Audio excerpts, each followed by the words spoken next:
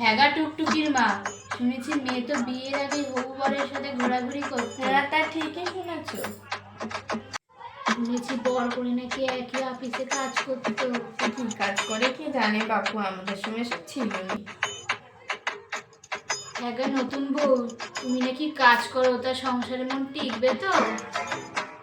নমস্কার কাকিমা। আসলে কথায় আছে না যে রাধে সে চুলো বাঁধে, আসলে সংসারটা তো দুজনেরই।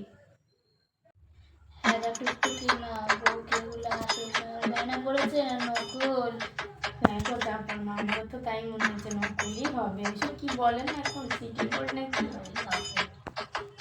তা তোমার বাড়ি থেকে কি কি দিল বৌমা? তুমি শুনেছি তোমার বাপের নাকি এবার কাজ বাজের অবস্থা ভালো না। আমার বাবার যেটুকু ক্ষমতা সেটুকুই দিয়েছে। কোনো মধ্যবিত্ত ঘরের বাবা সর্বশান্ত হয়েই তার মেয়ের বিয়ে দেয়। কালকে খাওয়া দাওয়া করেছিলেন তো? হ্যাঁ হ্যাঁ হ্যাঁ অবশ্যই অবশ্যই। রান্না বান্না কাল ভালোই ছিল, কিন্তু এই মাংসটা একটু কম সেদ্ধ হয়েছে, 10 পিস মতো খেতে পেরেছি। আর আমার তো মাছের মাথা দিয়ে ডালটায় মনে মুড়ো ফুড়ো কমই দিয়েছে। কি জানি বাপু।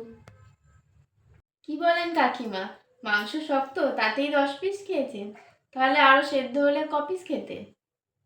আর মাছের মাথা দিয়ে ডাল, তার জায়গায় তো আমার মাথা দিয়ে ডাল করলেও আপনাদের মন ভরবে না। তাও যদি কাঁচের বাটি আর ফুলদানি না দিয়ে একটু ভালো কিছু দিতেন।